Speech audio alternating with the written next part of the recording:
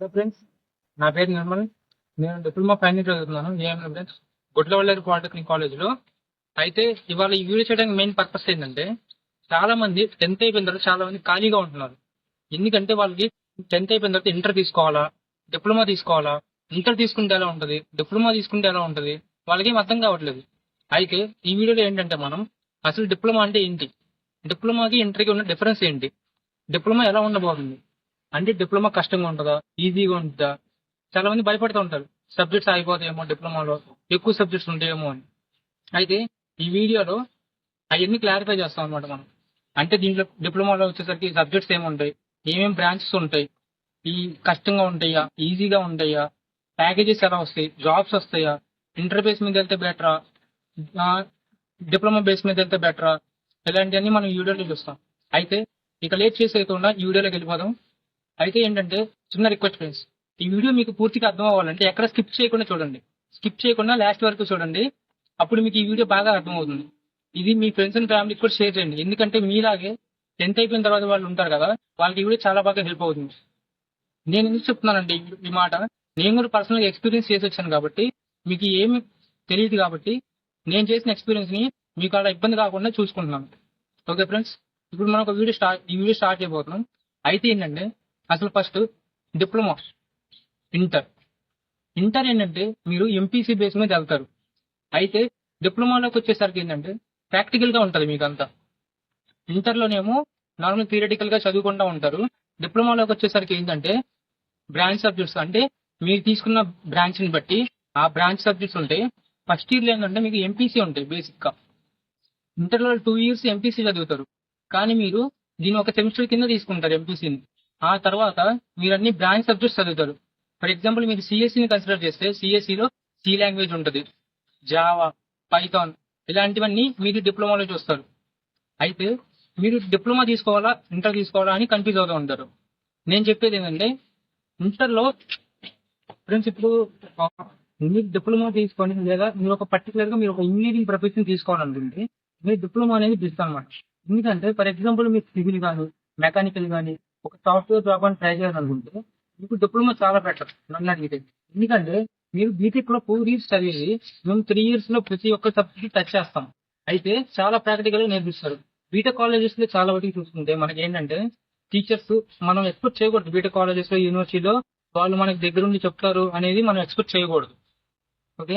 అయితే డిప్లొమాలో ఏంటంటే మనకి టీచర్స్ మనల్ని పట్టించుకుంటారు. అంటే మనం ఫస్ట్ కాబట్టి 10th అయిపోయిన తర్వాత మనం ఇప్పుడే వచ్చాం కాబట్టి మనకి అసలు ఈ ప్రోగ్రామింగ్ అన్నా, లేదా ఈ కోర్ సబ్జెక్ట్స్ అన్నా, సివిల్ కన్స్ట్రక్షన్స్ ఎలా ఉంటాయి, లేదా ఈ డిజైనింగ్ ఎలా ఉంటుంది, ఈ ప్లానింగ్, ఇదంతా మనకు తెలియదు. కాబట్టి డిప్లొమా లెవెల్లో ఏంటంటే మీకు బేసిక్ అన్ని టచ్ చేస్తారు. అంటే అసలు మిమ్మల్ని ఆ ఫీల్డ్ లోకి తీసుకెళ్తారు అనమాట. ఆ ఫీల్డ్ ఎలా ఉంటుంది అనేది మీకు ఒక ఓవర్ వ్యూ ఇస్తారు మీకు. ఓకే. ఫర్ ఎగ్జాంపుల్ ఇప్పుడు మీరు ఒక సాఫ్ట్వేర్ తీసుకోవాలనుకుంటున్నారు, సిఎస్సి తీసుకోవాలనుకుంటున్నారు, సాఫ్ట్వేర్ ఇంజనీరింగ్ అవ్వాలనుకుంటున్నారు. ఇప్పుడు మీరు ఇంటర్ తీసుకొని బీటెక్ చేస్తే ఇంటర్ ఎలా ఉంటుంది అంటే 2 years ఎంపీసీ చెప్తారు, ఎంపీసీ చదువుకుంటారు, ఏదో ఫిజిక్స్ కెమిస్ట్రీ ల్యాబ్స్ ఏదో చేస్తారు, అయిపోద్ది. నెక్స్ట్ మీరు బీటెక్ ఎంట్రీ అవగానే మీకు మీకు బీటెక్ స్టార్టింగ్ సి లాంగ్వేజ్ అని కొన్ని ప్రోగ్రామింగ్ లాంగ్వేజెస్ ఉంటాయి. అయితే మీకు ఏంటంటే వాటి గురించి అసలు ఏ ఐడియా ఉండదు. మీకు అసలు ఫస్ట్ ఆఫ్ ఆల్ అర్థం కాదు లాంగ్వేజెస్ ఎందుకు ఉంటాయి, ఎలా ఉంటాయి. టీచర్స్ అంటారా, క్లారిటీగా చెప్పరు. వాళ్ళు చెప్పేసుకొని వాళ్ళ పని వాళ్ళు చూసుకొని వెళ్ళిపోతారు. అదే మీరు ఒకవేళ డిప్లొమాకి వచ్చినట్టయితే ఏంటంటే మీకు ఏ సబ్జెక్ట్స్ ఆ సబ్జెక్ట్స్ ల్యాబ్లు ఉంటాయి. ఫర్ ఎగ్జాంపుల్ మీరు సాఫ్ట్వేర్ ఇంజనీరింగ్ అవ్వాలనుకుంటున్నారు, డిప్లొమా చూస్ చేసుకున్నారు, సిఎస్సి బ్రాంచ్ పెట్టుకున్నారు, లేదా ఏఎంఎల్ బ్రాంచ్ పెట్టుకున్నారు.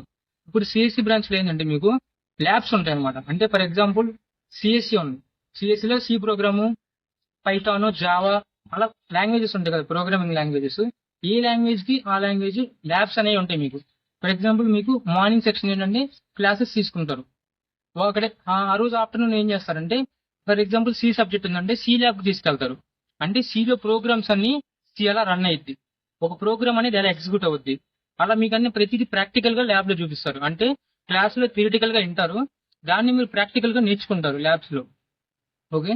అలాగే ఉంటది డిప్లొమా అంటే, చాలా ఈజీగా ఉంటది. మీరు అదే ఇంజనీరింగ్ డిప్లొమా చేసి బీటెక్కి వెళ్తారు, వెళ్ళిన తర్వాత ఏంటంటే సేమ్ అయ్యే సబ్జెక్ట్స్ రిపీట్ అవుతాయి మీకు. మీరు ఆల్రెడీ డిప్లొమాలు చేశారు కాబట్టి అవి మీకు ఏంటంటే చాలా ఈజీగా అర్థమైపోతాయి అనమాట. అంటే మీకు ఒక ఐడియా వచ్చేసి అసలు మీకు సాఫ్ట్వేర్ ఎలా ఉండేది, ప్రోగ్రామింగ్ లాంగ్వేజెస్ ఏముంటాయి, ఎలా చేయొచ్చు.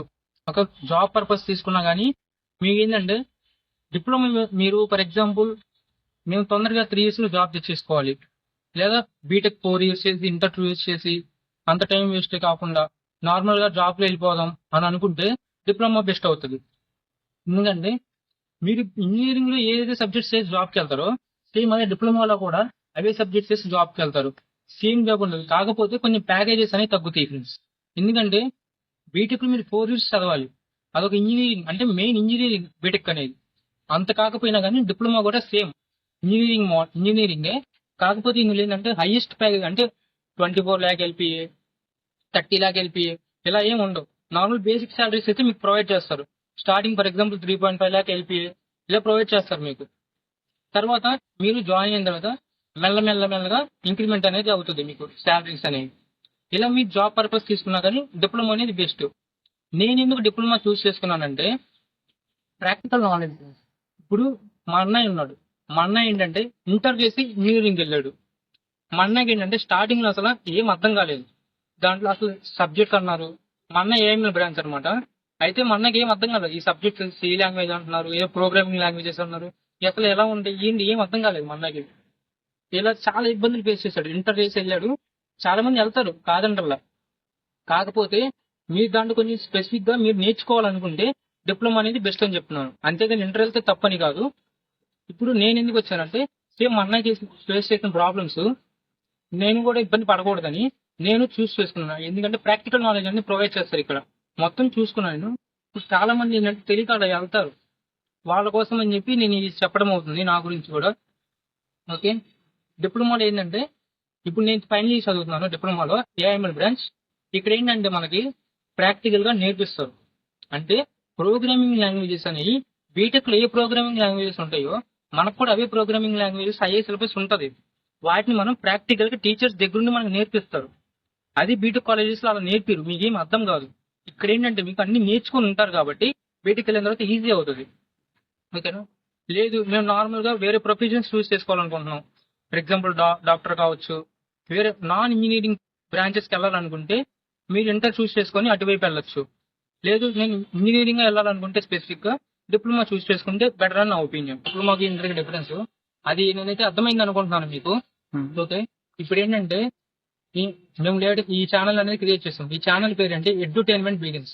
అయితే ఈ ఛానల్ ఏంటంటే మేము డిప్లొమా చేస్తున్నప్పుడు మేము ఫేస్ చేసిన ఇష్యూస్, అంటే నేను ఏఎంఎల్ బ్రాంచ్ చదువుతున్నాను కదా, ఆ ఏఎంఎల్ బ్రాంచ్ లో మేము చాలా కోర్ సబ్జెక్ట్స్ ఉంటాయి. అంటే కరికులం ప్రకారం మనకి సబ్జెక్ట్స్ అనేవి మారిపోతూ ఉంటాయి. ఈ ఏఎంఎల్ బ్రాంచ్ అనేది లేటెస్ట్ గా వచ్చింది కాబట్టి ఇక్కడ మనకి ఏంటంటే కొన్ని కోర్ సబ్జెక్ట్స్ అనేవి ఉంటాయి. For example artificial neural network కావచ్చు,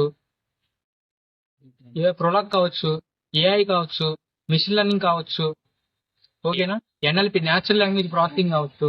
ఇలాంటి సబ్జెక్ట్స్ అనేవి మనకి యూట్యూబ్ లో ఎక్కడా సోర్స్ లేదు. తెలుగులో నేను చూసాను, అంటే ఎగ్జామ్స్ ప్రిపేర్ అయ్యేటప్పుడు మేమేంటంటే చాలా వాటికి రిఫర్ చేస్తాం. అంటే క్లాసులు చెప్తారు, అర్థమవుతుంది.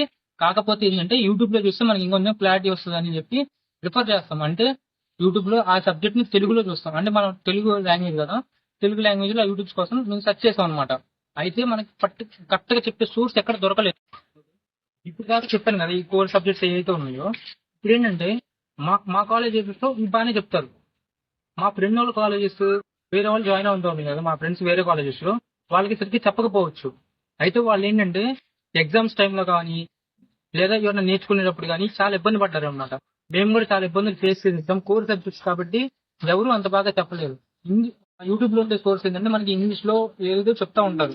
కాకపోతే మేమేంటంటే అసలు మన సిలబస్ ప్రకారంగా అసలు సబ్జెక్ట్స్ ఏమేమి ఉంటాయి, అంటే ఆ సబ్జెక్ట్స్ లో ఎలా ఉంటుంది కంటెంట్, మీకు ఇన్ డీటెయిల్ గా ఆ సబ్జెక్ట్స్ అనేది ఎక్స్ప్లెయిన్ చేస్తాం ఈ ఛానల్లో.